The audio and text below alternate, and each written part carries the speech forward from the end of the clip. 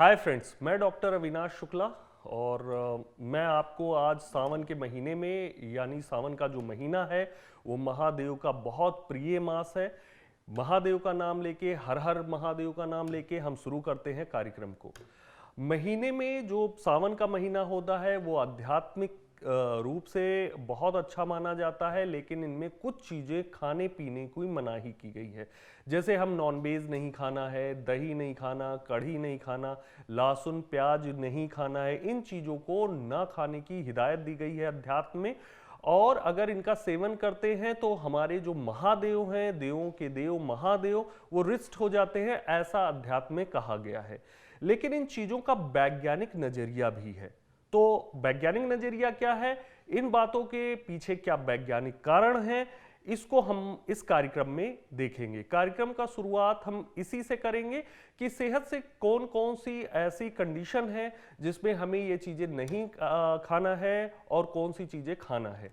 तो सावन के मौसम में कहा जाता है कि हम जो बहुत सारी हमारी भ्रांतियां ये फैली हुई हैं, वो भ्रांतियां क्या क्या हैं और हमें क्या वो भ्रांतियां सही हैं या गलत हैं, ये देख के ही हम आगे आपको साइंस की तरह से बताएंगे कि साइंस क्या बोलता है और अध्यात्म में जो लिखा हुआ है वो चीज़ें क्या हैं। दोनों चीज़ों को हम कोरिलेट करेंगे कि अध्यात्म में क्या बोला गया है और साइंस में क्या बोला गया है। इन दोनों को कोरिलेट करके मैं आपको बताऊंगा और क्या बताओ इसमें क्या मिथ्स है, मतलब क्या ये गलत है और क्या सही है, अध्यात्म के नजरिए से क्या सही है और साइंस के नजरिए से क्या सही है और दोनों के हिसाब से क्या सही है।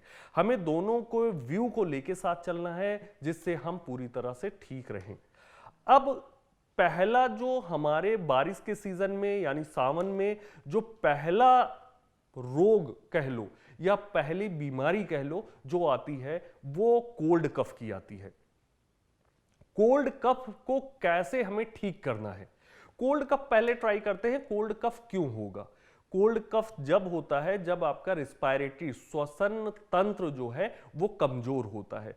सावन के मौसम में जो इम्यूनिटी होती है वो लोगों की कम होती है। इम्यूनिटी कम होने से जो बैक्टीरिया है, वायरस है, ये सब चीजें प्रॉब्लम करती हैं। जब अटैक करती है बॉडी पे, इम्यूनिटी कम होने से हमें कोल्ड कफ होने के चांसेस ज़्यादा होते हैं।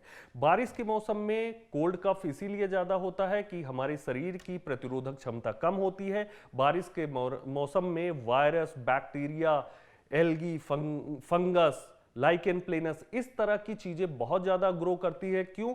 क्योंकि बारिश के सीजन में आप देखते होंगे कीड़े मकोड़े बहुत ज्यादा ग्रो करते हैं। तो इसीलिए ये जो है बॉडी पे गलत इफेक्ट आता है और हमें कोल्ड कफ होता है। अब इस पे क्या नहीं करना है, हमें ठंडी चीजें नहीं खाना है, ठंडा पानी नहीं पीना है, बहुत ज़्यादा राइस भी एक मिथ्स कहा जाता है, लेकिन चावल भी आपको प्रॉब्लम करेगा क्योंकि उसकी तासीर ठंडी है, इसलिए आपको कोल्ड कफ होने के चांसेस ज़्यादा है। बनाना, केला नहीं खाना है। तो ठंडी चीज़ें आपको नहीं लेना है। तेल मसाले लाल मिर्ची वाली चीज़ें नहीं खाना है। इस तरह की चीज़ें आप नहीं खाओगे तो आप देखोगे आपकी इम्यूनिटी बहुत ज़्यादा अच्छी हो जाएगी और आपको कोल्ड कफ नहीं होगा। कौन सा ऐसा फ्रूट है जिससे इम्यूनिटी बहुत ज्यादा बूस्टअप करती है इस सावन के सीजन में, यानी बारिश के मौसम में? वो कौन सी चीज खाई जाए, कौन से फल खाए जाए जिससे हमारी इम्यूनिटी बहुत ज्यादा अच्छी हो जाएगी? तो सबसे पहले आप एप्पल खाना शुरू करिए। एप्पल मतलब सेब। क्यों? क्योंकि सेब में आयरन बहुत ज़्यादा होता है। जब आपके शरीर में आयरन की क्वांटिटी ज़्यादा होगी, मतलब आयरन का वॉल्यूम ज़्यादा होगा, खून ज़्यादा होगा आपके शरीर में, तो आपकी इम्यूनिटी बहुत अच्छी होगी। इसलिए आप सेब खाना शुरू करिए। दूसरा जो सबसे बड़ा आर्गन अंग है हमारे शरीर का, जो हमारे इम्यूनिटी को कवर करता है, हमारी प्रतिरोधक क्षमता को कवर करता है, वो है लीवर। लीवर में ही सारे चीज डाइजेस्ट होते हैं, पचते हैं। तो लीवर को हमें ठीक करना है। अच्छा, वो कौन सा फ्रूट है जो लीवर के लिए अच्छा है? वो है पपीता, केला। अगर आपको कब्ज है तो आप पपीता खाओगे, अगर आपको लूज मोशन है तो आप केला खाओगे। आप देखोगे इस तरह की चीजें लोगे ना तो आपकी इम्यूनिटी अच्छी होगी, पेट अच्छा होगा, लीवर अच्छा होगा, आपकी इम्यूनिटी अच्छी होगी, आपकी हेल्थ अच्छी होगी। तो आपको ये सब चीजें खानी है। लेकिन आपको ध्यान रखना है, पपीता कब खाना है, केला कब खाना है, सेब सभी खा सकते हैं।